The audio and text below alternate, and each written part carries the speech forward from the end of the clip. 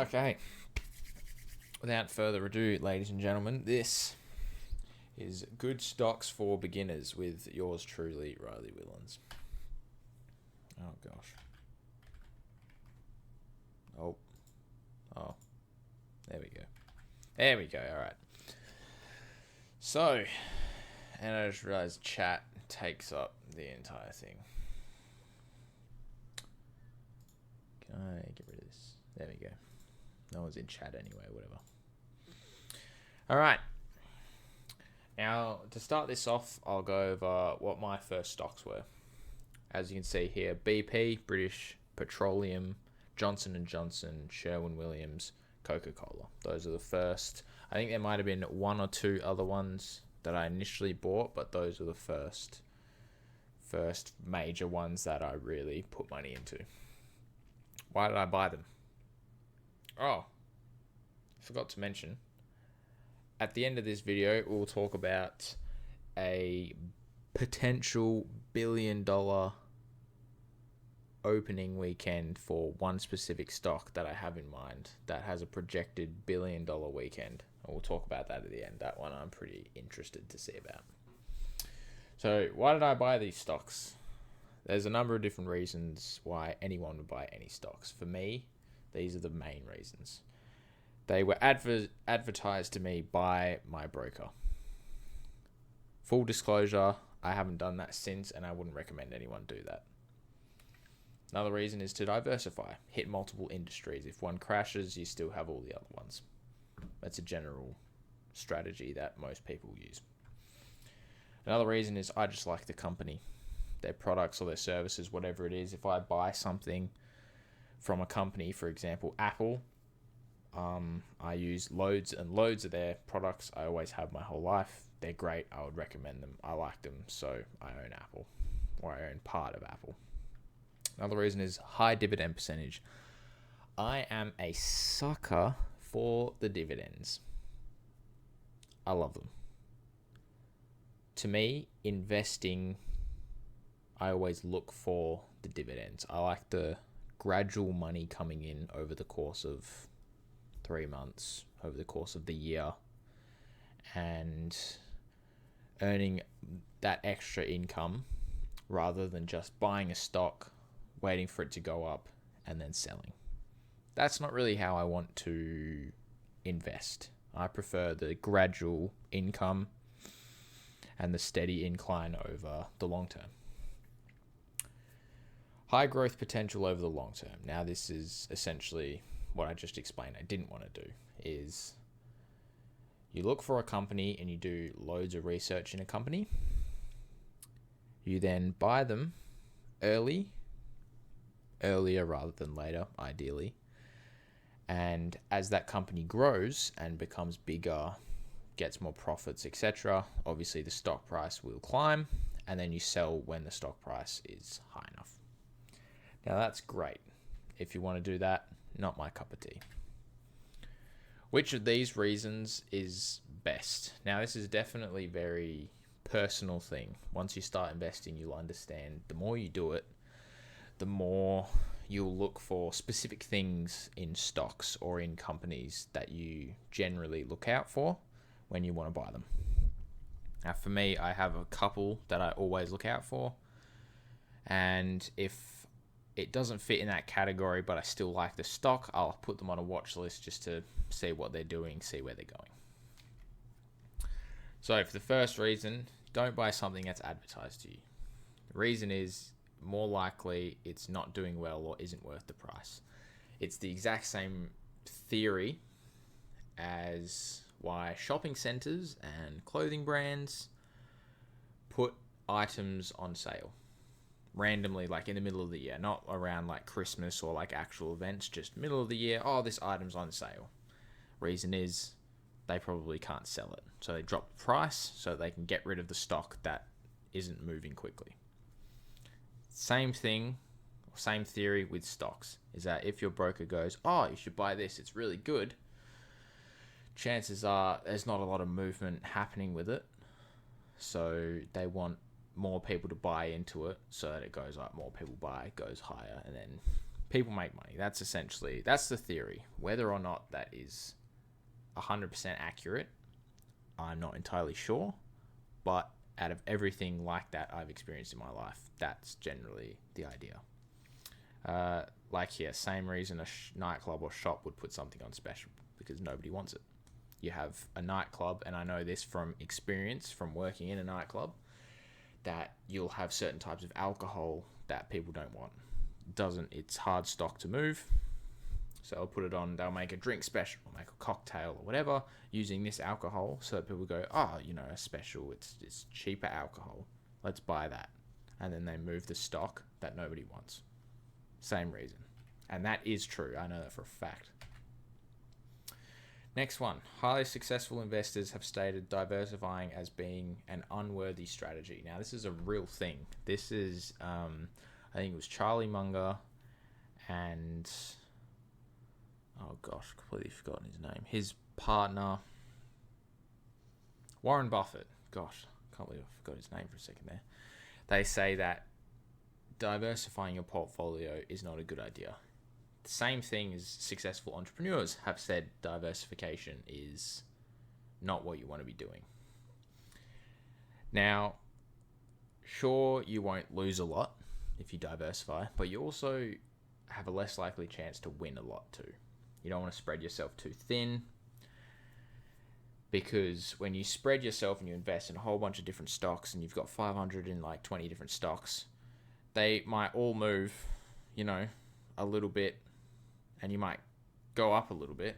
But if you put all of those 500 into one stock and have like 10 grand invested into one stock, and it moves a little bit, you're going to make a bucket load of money because you've got more money into that stock.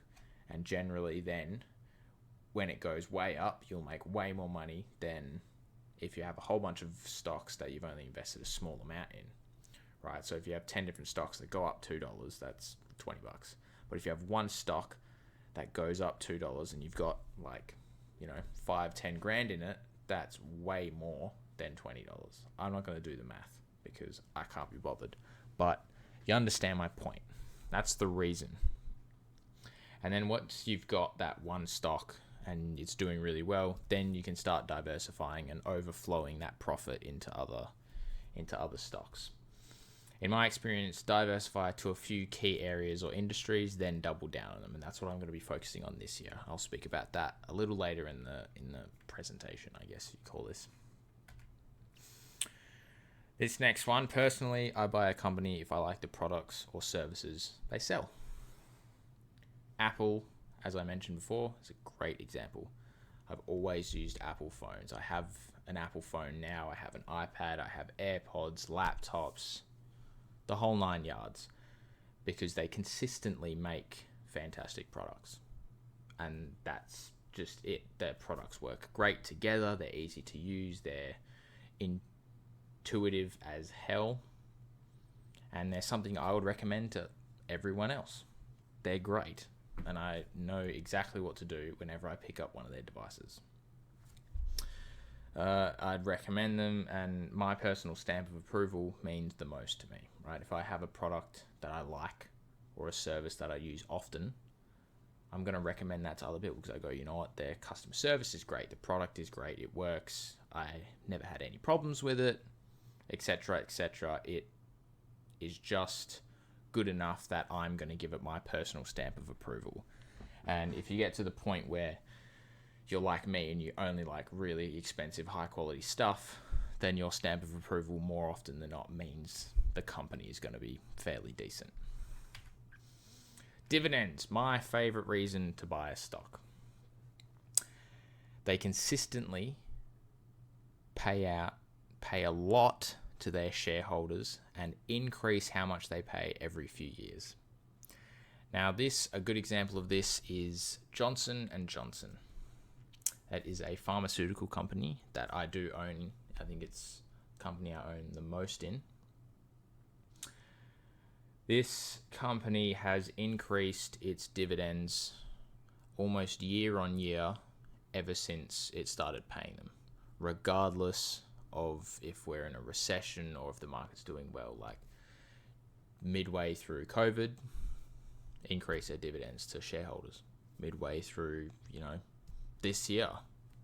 I don't know if it was this year. I'll have to check my letters, but increase their dividends. And they've done that. It's only by a little bit, but they've done that consistently regardless of what the market's doing, which is what you want, because what companies will often do is reduce their dividends when they haven't made a whole lot of profit that year. So if there's a recession, a lot of companies will bring their dividends way down so that their shareholders don't earn as much, right? And that's not what you want. You want a company that's going to pay you regardless of the situation, so that you have that, that money is going to be coming in consistently. That is what I focus on when I purchase stocks.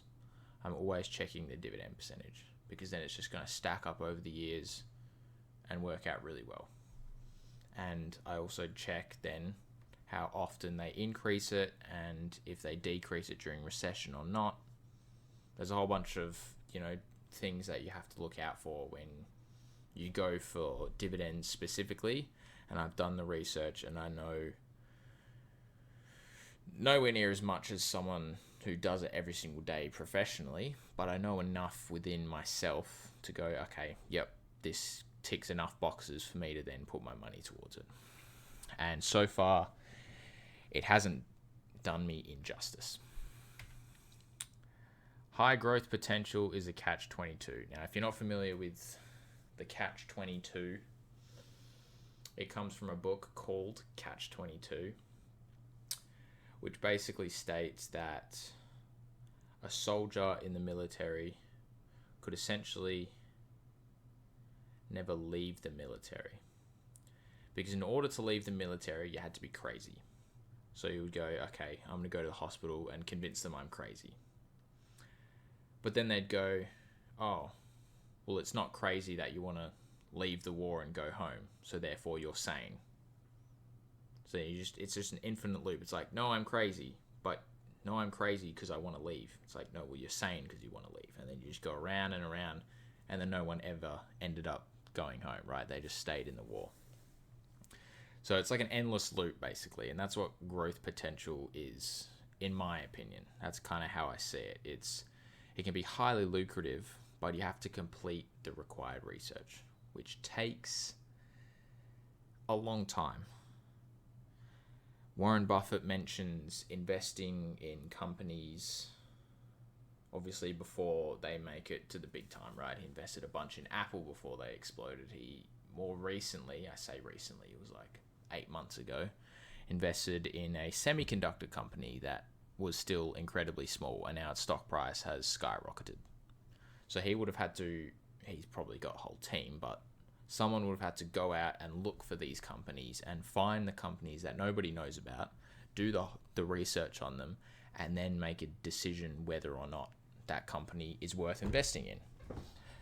And if you're anything like me, you don't want to sit down and scroll through news articles and websites and documents trying to figure out if a company is worth buying or not. I don't have the time for that. I'd rather do other things. So this is the best way to make money. I'm not going to say fast, because that doesn't exist. To make money quick, if that makes sense. So dividends, you're putting decades into it. This, you're probably only putting years, I'd say, within a decade. I don't have the experience in this area, so I can't say for sure. However, if you're someone who's interested in this and you want to go, no, okay, I want to put my money to one company that's going to do well, and I know that they're going to do well, you put in the hours, you put in the time to research the company, then make a decision based off of the research that you found. And that's in essence the growth potential, I guess, strategy you could call it. And then with that, once you've bought it and it skyrockets, then you have to know when to sell as well. Now, that's something that I wouldn't say I know much about. Obviously, I do dividends, so I want to hold the company forever and let them do all the work and then just pay me over time. With growth, you buy it when it's cheap. Company grows, does well, profits, revenue, price goes up, then you have to know when to sell it. And that's something that I kind of struggle with. Even though I've never done it or put time towards it, I'm always questioning, okay, at what point do I want to sell? Do I want to hold on to it, or do I want to sell it early and then blah, blah, blah. So that's something I still have to learn. Should I start investing like this? Otherwise, I could just pay someone else to do it, and that would be the ideal situation. So that's growth. Now, those are your options, right? Those are your reasons. If you like the stock or dividends, is my specific, I guess, direction. Otherwise, you can just buy stuff that's advertised to you. You can just buy stuff for the growth, provided you do the research. I mean, you can always look up on YouTube as well different stocks that people have researched already and then make a judgment on that. You just have to make sure you're informed when you do this stuff. So, what I'll be purchasing for 2024. First thing, double down on the stocks I have. I already have quite a large range of stocks. Well, I say large range, it's like 7. But that's large enough, right? I don't want to diversify too much. I want to have those companies paying me more dividends because I own more in those companies. I'd much rather like a $50 dividend every 3 months from one company than like 3 or 4 $3 dividends, right? Math. So double down on the stocks I have. The next thing here, this kind of ties into the first one, is the SPY and the VOO ETFs. Those are the two, I believe. Well, SPY is definitely the biggest, S&P 500. VOO is total US stock market. There's Vanguard 500 maybe. Top stocks on Vanguard. Where is it? Here it is. Hang on, let me double check. S&P 500 Vanguard. So they're essentially more or less exactly the same. But ETFs I think is really good to get into as long as if you consistently do it, because regardless of whether it's up or down, you're going to make money. And they always, grow. Next one's Apple. I like Apple. Big 4 Aussie banks. I think I've got 2 of them. I want to go to all 4. I think that's really good, especially for Aussie stocks. I think that's a really good investment. Woolworths and Coles. Why do I want to buy these stocks? Start with Woolies and Coles. They, as much as it is horrible, they continue to increase the prices of their food and their products and everything they sell, especially in 2023 that it went crazy, and people will always need to buy food.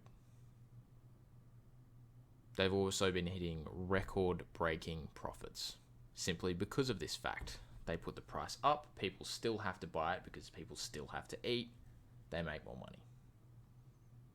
It's as simple as that, right? It's something people are always going to need, and that's what I want to get in on. Is I'm not going to go and buy all my food at Woolies and Coles if I don't get any of that money back, right? I'm paying $10 for a roast chook, or probably even more than that. Actually, I don't remember how much they are. $10 for a roast chook, and I'm not going to get any of that back, and it's way overpriced. So I want to own a whole bunch of Woolies and Coles by the end of the year, because what's going to stop them from increasing their prices again? People are still going to buy all the stuff. And I'm hoping to make some of that money back from their profits, because they're just robbing people blind. And I'm not about that life. They're going to be paying me too. Big 4. The largest banks in Australia. again, it falls under that people will always put their money in banks. They always have, they always will. It's how society works, and I don't see society changing anytime soon.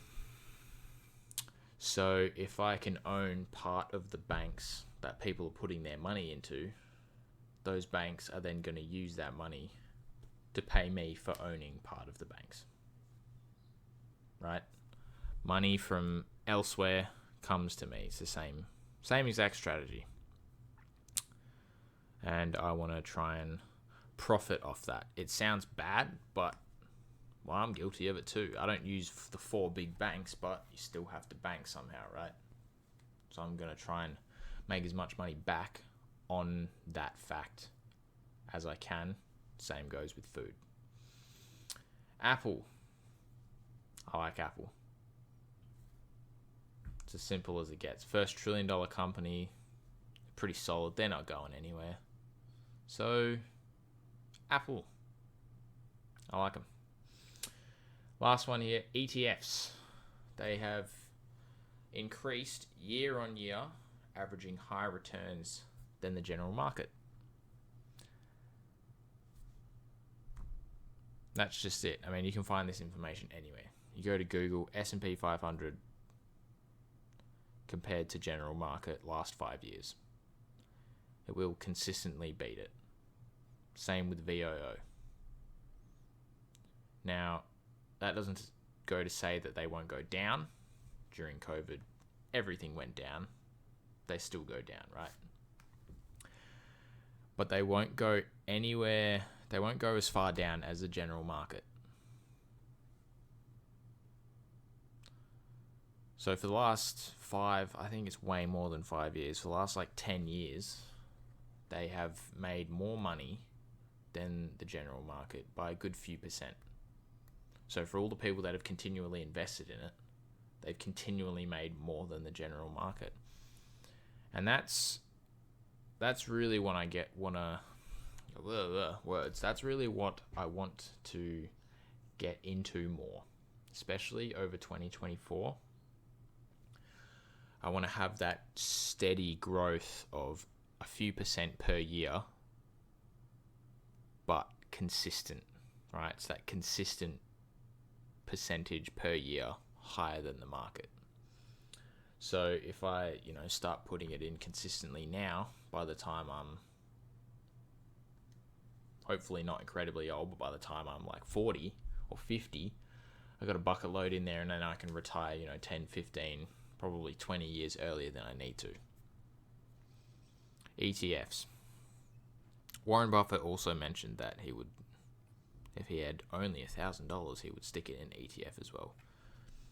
Whether that's true or not, I mean, he said it himself. I don't know why he'd lie. The whole idea just makes sense to me.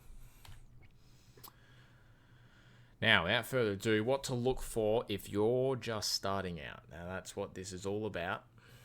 I just wanted to go through what I look for and the things that I've learned over the last,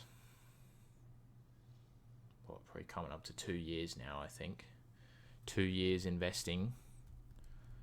That's the stuff that I look out for and that I've learned. Hopefully you can take that on board and miss some of the potholes that I have had to hit. So what to look for if you're just starting out. Companies that solve a problem that everyone has. Now, once again, I think for most of these, I fall back to Apple because they're just such a brilliant company. Plus, I'm biased.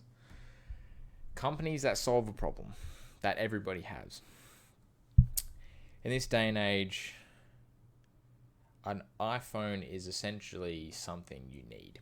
It's like shelter or food and water. A phone, an internet connection is probably higher up than that, but everyone has a phone. Everyone uses their phone all the time, right? It's essentially something you need. So the problem is everyone needs a phone. Apple solves that problem because they go, we make fantastic phones for everyone. There you go.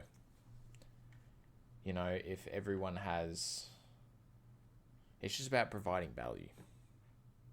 Everyone needs the value of a phone. Apple just does that.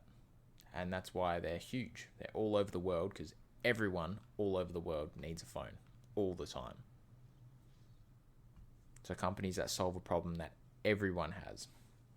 Next reason, companies with a moat. Now, this was Warren Buffett's explained this in one of his interviews. I have no idea what the interview is called or how long ago I saw it, but I remember it.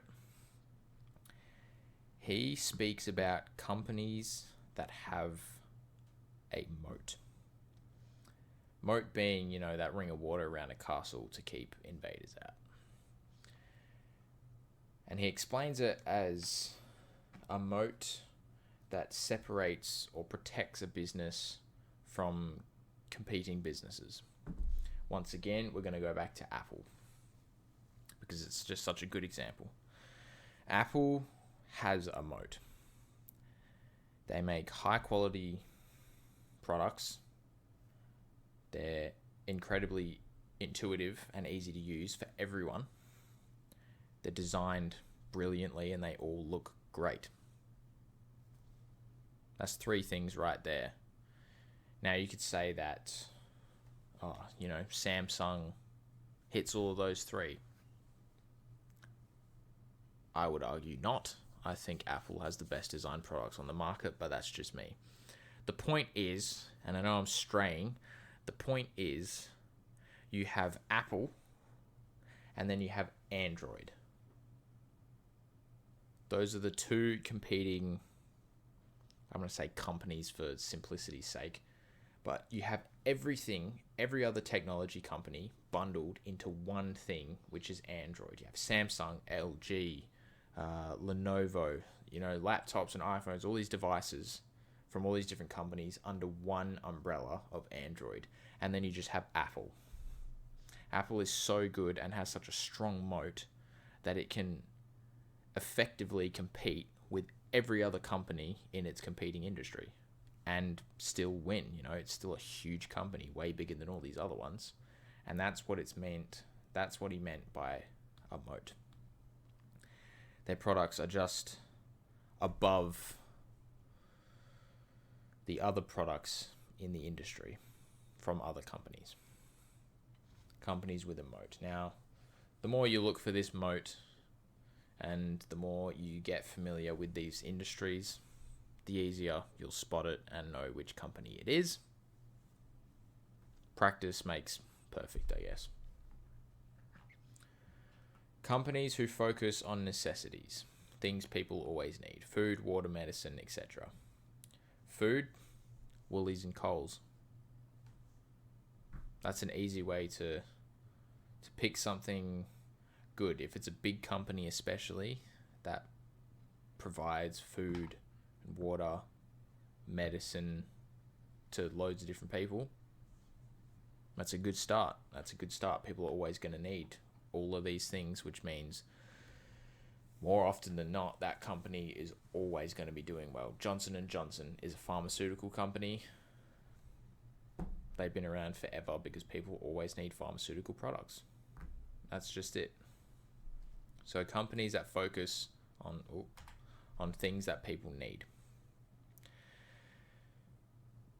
And then gold, if you believe the world's going to collapse. Each to their own. I do want to get some gold because I think it would be cool. But that's down the track. All right. Now this is the part you've been waiting for. The company that could make $1 billion in one weekend. The $1 billion stock is 2Take Interactive. Now, if you're not familiar with TTWO, it is a game development company that created the Grand Theft Auto franchise.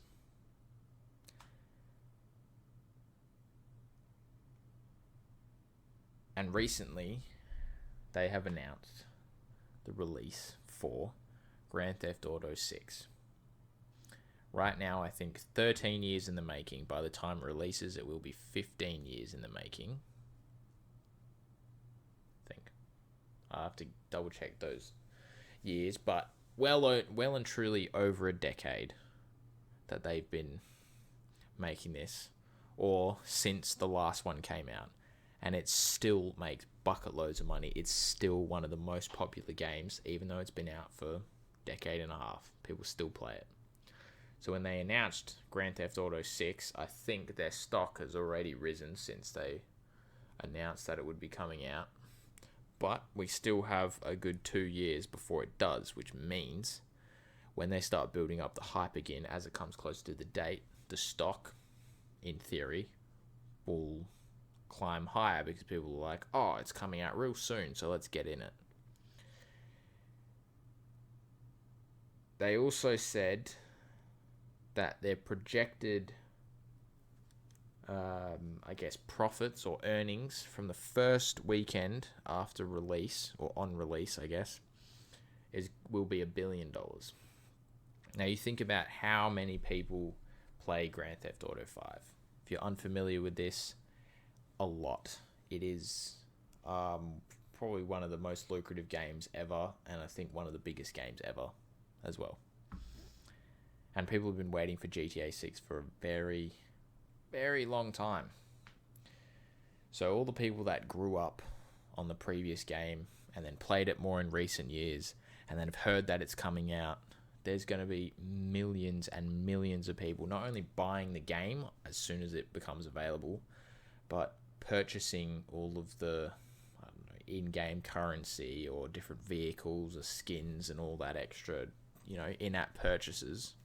There's going to be loads of people doing that. So they're going to go, new game, we've got to get all the limited edition stuff, like release date stuff. We've got to pre-order it for more money and all this extra stuff, all of the game hype.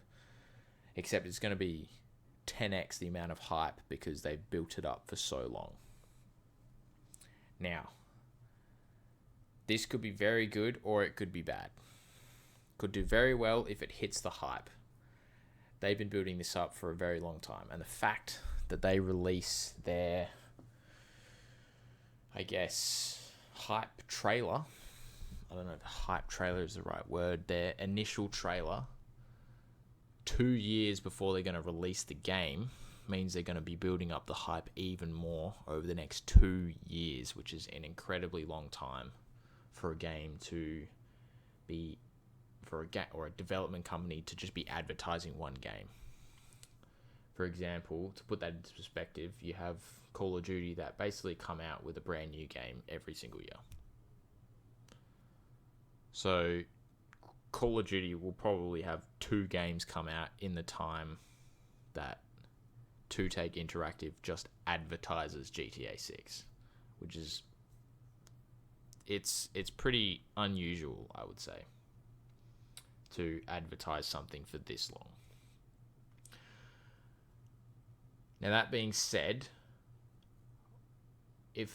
what I mean by if it hits the hype is people are incredibly excited for this. They have high hopes. They build it up in their minds, and I'm going to be honest with you, more often than not, your imagination and what you've built up in your mind is always far and beyond what is realistic. So if it comes out, everyone's like, oh my goodness, GTA 6, 15 years in the making, it's going to be sick. And then it's nothing like what they expect, and the quality is still good, but nowhere near what they built up in their mind. They're going to think it's bad. And then they're going to go, this game sucks, and then that'll be it. So if they make it good enough that it hits people's expectations and what they built up in their minds, then it's going to do incredibly well. If it doesn't, then it's going to be a disappointment, basically. So that is the idea. It is a gamble, as investing always is. This is probably a bigger gamble than usual, because it means you're going to have to hold this stock for 2 years before anything really happens, and they don't have dividends. It's kind of, you just have to buy a bunch of this stock, sit on it for a few years before it makes any money. It is a growth opportunity. That's exactly what it is. You're buying it now while it's lower in the hopes that it will hit big once it releases this game. For the sake of, I guess, simplicity is not the word. Honesty, I guess. I will be purchasing some of this. It's not going to be a whole bucket load, but it will be a bit, a little bit. A few shares I think would be good. I don't know how much it is, 125 or 120 I think it is at the moment. I'll have to double check that as of beginning of 2024. But I will get a little bit of it because I think it has a better opportunity to make money than it does lose money. Even if it goes up and then I sell right before they release the game, there could be, I could make my money before everyone goes, oh, this game sucks, and then they get rid of it. I guess we'll see. I'll go more into that when we have a stock buying stream. And I'll explain, a bit more about what it is that I look for, how I go about doing it, how much money I decide to put into what stock, etc., etc. So that'll be, I think, week 10 will be every 10 weeks of this year will be a stock purchasing thing. So we have, a few thousand to play with when we buy some stuff.